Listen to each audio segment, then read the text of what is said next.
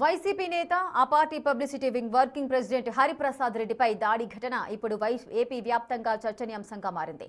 తిరుపతి సమీపంలోని ఉప్పరపల్లి వద్ద ఈ ఉదంతం చోటు చేసుకుంది. ఒక మహిళతో కలిసి కారులో వెళ్తుండగా సదరు మహిళ భర్త తన అనుచరులతో కలిసి హరిప్రసాద్ను అడ్డగించారు.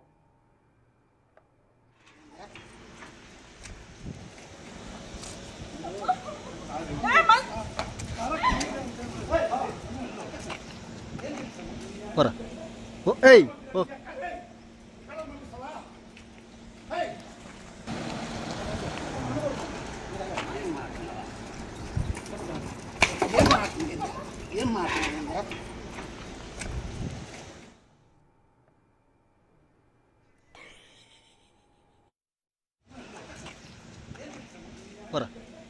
Hey!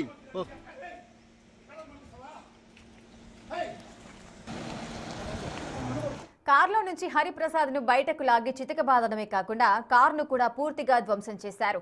తన భార్యతో వివాహేతర సంబంధం పెట్టుకున్నాడనే కోపంతోనే వైసీపీకి చెందిన సర్పంచ్ ఈ దాడికి పాల్పడినట్లు తెలుస్తోంది. ప్రస్తుతం ఈ దాడికి సంబంధించిన వీడియోలు సోషల్ మీడియాలో కలకలం రేపుతున్నాయి. విచిత్రం ఏంటంటే ఇంతటి దారుణమైన దాడి జరిగినా హరిప్రసాద్ రెడ్డి పోలీసులకు ఫిర్యాదు చేయకపోవడం అనేక అనుమానాలకు తావిస్తోంది.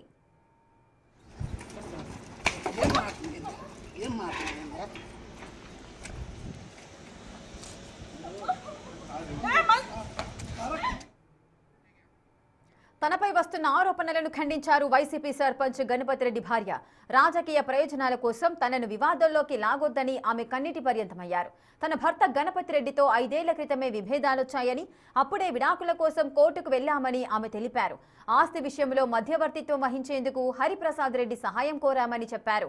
తమ పిల్లలకు న్యాయం చేయమని అడిగినందుకే గణపతిరెడ్డి తనపై దాడి చేశాడని చెప్పుకొచ్చింది. ఇప్పటికైనా తప్పుడు ప్రచారాలు ఆపాలని, అనవసరంగా రాజకీయ రంగులు పూయొద్దని తెలిపింది బాధితురాలు.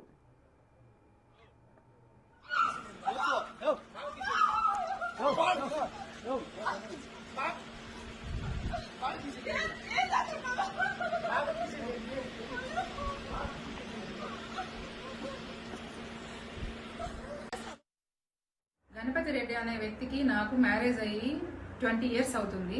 మేము మ్యారేజ్ అయినప్పటి నుంచి చిన్న చిన్న ఇష్యూస్ మా ఫ్యామిలీలో జరుగుతూనే ఉన్నాయి. అది మా ఫ్యామిలీ వాళ్ళకి తెలుసు, అతని సైడ్ ఫ్యామిలీ వాళ్ళకి తెలుసు.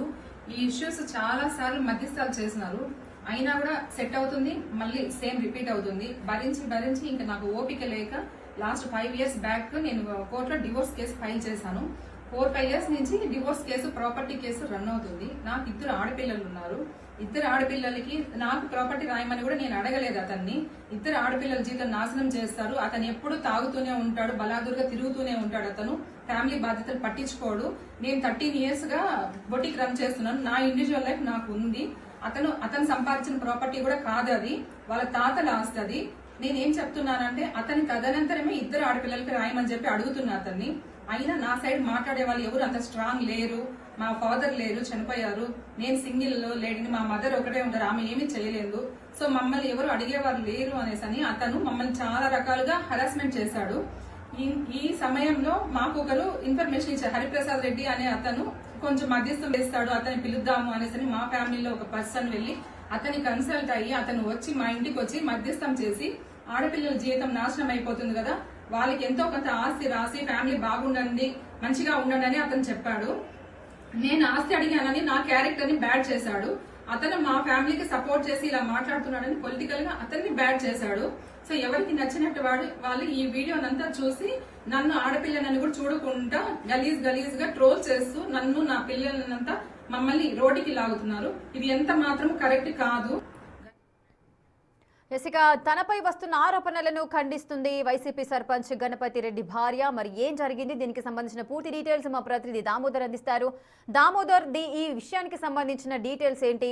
మరి ఎవరైతే దాడికి గురయ్యారో ఆ బాధితురాలు కూడా మాట్లాడుతున్న సందర్భాలున్నాయి. దాడికి గురైన హరిప్రసాద్ కి సంబంధించి కూడా ఆయన కూడా పోలీసులకు కంప్లైంట్ చేయలేదని తెలుస్తోంది. రీజన్స్ ఏంటి? 28వ తేదీ ఈ గొడవ జరిగినట్లు సమాచారం. తిరుచానూరు సమీపంలోనే ఓ స్టే హోమ్ వద్ద ఈ గొడవ జరిగినట్టు తెలుస్తుంది. మొత్తం మీద అయితే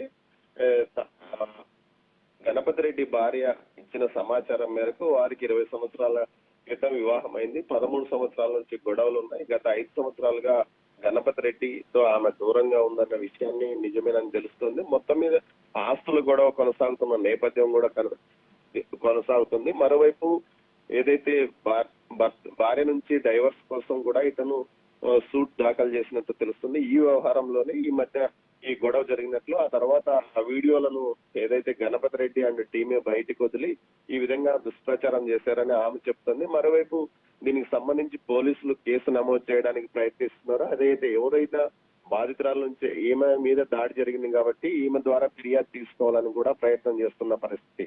మొత్తం మీద చూస్తే ఈ కేసుకు సంబంధించి దీనికి సంబంధించి కేసు ఏదైతే సుమోటోగా ఫిర్యాదు తీసుకునే అవకాశం లేదు. ఖచ్చితంగా ఎవరైతే దాడికి గురయ్యారో వారి ద్వారా కేసు నమోదు చేయించాలని ప్రయత్నిస్తున్నామని ఇంతకు మునుపే మనం పోలీసులతో మాట్లాడాం. మరోవైపు ఈమె చెప్తున్న దాని ప్రకారం హరిప్రసాద్ రెడ్డి తమ కుటుంబ ఆస్తుల విషయంలో మధ్యవర్తిత్వం కోసం వస్తే అతని మీద నిందల మోపి అతని మీద దాడికి ప్రయత్నించాడంటూ కూడా చెప్పుకొస్తుంది.